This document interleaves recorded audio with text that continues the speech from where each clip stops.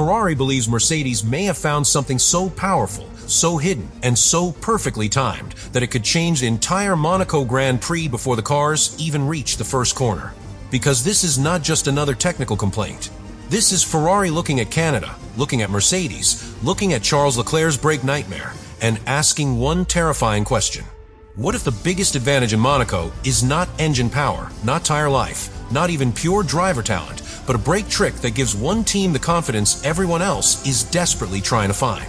Lewis Hamilton just delivered his strongest Ferrari weekend by abandoning the simulator that was supposed to guide him. Charles Leclerc, in the same car, called his weekend one of the worst of his Formula One career because the brakes would not give him trust. And now, before Monaco, the Fédération Internationale de l'Automobile has been pulled into the one area where a tiny advantage can decide everything. 1 meter later on the brakes, one cleaner entry into the corner, one driver with confidence, while another is praying the car does not go straight into the wall. That is why Ferrari is revolting against Mercedes. Not because they are scared of one lap, because they may have just realized that the real battle for Monaco was never on the straights. It was hiding inside the brake pedal. Subscribe to the channel. To understand why Ferrari's reaction became so intense, you have to start with the part that looked ordinary from the outside. Canada. A race weekend that, on paper, should have been easy to explain. Mercedes had strong pace. Ferrari had mixed results. Hamilton found something. Leclerc struggled. The championship moved on. But inside Ferrari, Canada did not feel ordinary. It felt like a warning, because the two red cars did not behave like two versions of the same machine. They behaved like two different stories. One car gave Lewis Hamilton the trust he had been searching for since the beginning of his Ferrari chapter. The other car gave Charles Leclerc doubt, lap after lap, corner after corner, until one of the most confident drivers on the grid was forced to drive like a man protecting himself from his own brakes. And that detail matters more than it sounds. In Formula One, braking is not just about slowing the car down. Braking is the moment where the driver makes a promise to himself. He promises that the car will stop. He promises that the tires will bite. He promises that when he turns the wheel, the rear will follow instead of stepping away. If that promise breaks, everything breaks. A driver can deal with a lack of straight-line speed. He can drive around poor traction. He can survive a car that is slightly nervous. But when the braking zone becomes uncertain, the whole lap changes before it even begins. That is exactly what happened to Leclerc. From the first practice session, he did not have the feeling he needed. The brakes were not giving him the confidence to attack. The tires were not entering the right window. The car was not speaking clearly. And when a Ferrari does not speak clearly, the driver starts listening for danger instead of chasing lap time. That is how a fast driver becomes trapped. Leclerc did not suddenly forget how to qualify. He did not suddenly lose his Monaco-level precision. He was dealing with the worst kind of problem, the kind that does not always look dramatic on television, but changes everything inside the cockpit. A tiny hesitation under braking, a small lift before the corner, a fraction of doubt before commitment. That is all it takes. And this is where Hamilton's weekend becomes impossible to ignore. Because while Leclerc was drowning in uncertainty, Hamilton was finally breathing. He had made a radical choice before Canada. He stepped away from Ferrari's simulator, the tool that was supposed to prepare him for the weekend. Instead of trusting the virtual version of the car, he trusted real data, direct work with the engineers, and the feeling he could build on track. It was a bold move. At Ferrari, that kind of decision is never just personal. It sends a message through the entire team. It suggests that the expensive tools inside Maranello may not be telling the full truth. It suggests that what looks perfect in the factory can become misleading when the car hits the circuit. And in Canada, Hamilton's decision looked justified. He was more comfortable from the beginning. He found balance faster. He looked cleaner in the braking zones. He carried himself like a driver who finally knew what the car was going to do before it did it. That sounds small, but it is not. Confidence under braking is one of the most valuable currencies in Formula One. It lets a driver attack later. It lets him place the car more accurately. It lets him protect the tires because he's not sliding, correcting, and fighting every entry. It turns a lap from survival into rhythm. Hamilton found that rhythm. Leclerc lost it. And Ferrari had to ask why. Because when two drivers in the same team experience the same weekend so differently, the answer is rarely simple. It can be setup. It can be driving style. It can be tire preparation. It can be temperature. It can be something tiny hidden inside the way the car is balanced under braking. But before Monaco, tiny is not tiny. At Monaco, every braking zone is a trapdoor. Saint-Devote, Mirabeau, the Nouvelle Chicane, Rascasse, Antony Nogues. Each one asks the driver the same question. Do you trust the car enough to go all in? If the answer is yes, the lap lives. If the answer is no, the wall waits. That is why Ferrari's Canada problem became a Monaco emergency. Because Monaco was supposed to be the race where Ferrari could finally strike.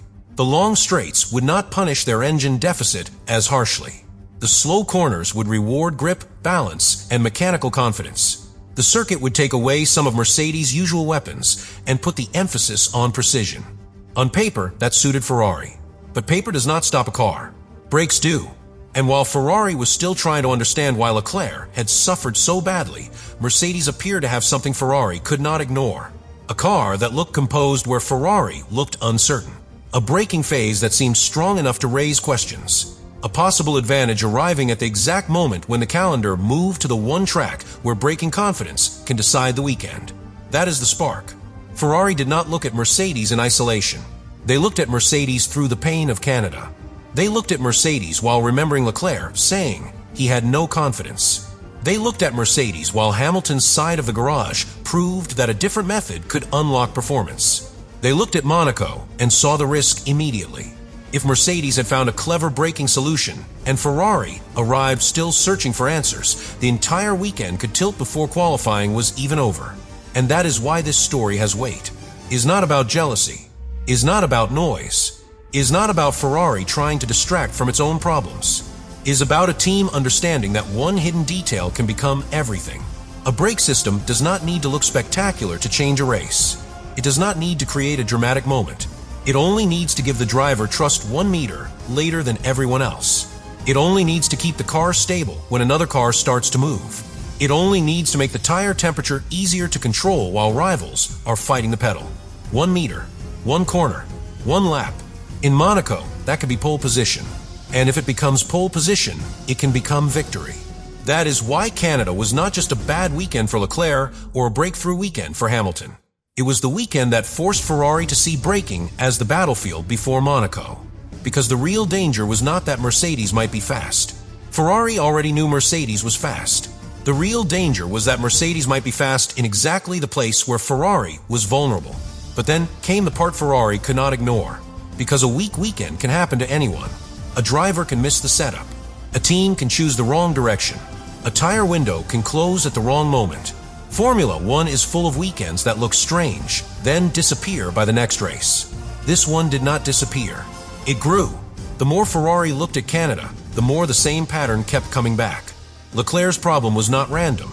It was not one bad lap, one messy session, or one moment of frustration. It followed him from the first practice run to the final stint of the race. And when a problem follows a driver across an entire weekend, the team has to treat it like evidence.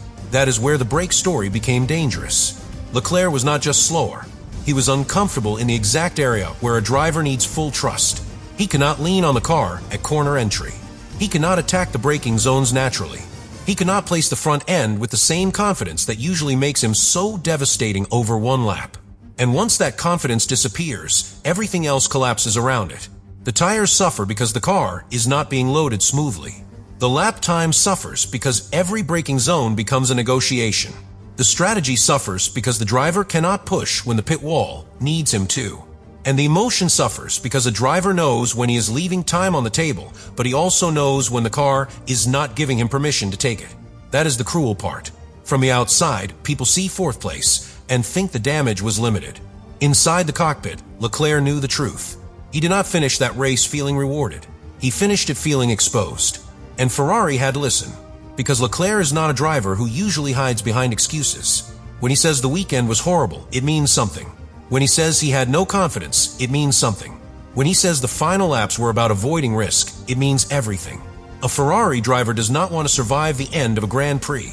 He wants to attack it. But Canada forced Leclerc into survival mode. And that created a question Ferrari could not leave unanswered before Monaco. Was this just a Ferrari brake issue, or was it part of a wider technical battle that Mercedes had already understood better? That is the moment the Mercedes suspicion became more than paddock noise. Because Mercedes did not only look fast, they looked efficient in the parts of the lap where Ferrari needed certainty. The car appeared composed when the driver asked it to slow down, rotate, and launch toward the next phase of the corner. That kind of stability is gold. Not the kind of gold that appears on a headline timing screen, but the kind that quietly creates lap time everywhere. It reduces mistakes. It protects the tires. It lets the driver repeat laps without constantly fighting the rear of the car. It gives the engineer more strategic freedom because the car is not living on the edge every time the brake pedal is pressed.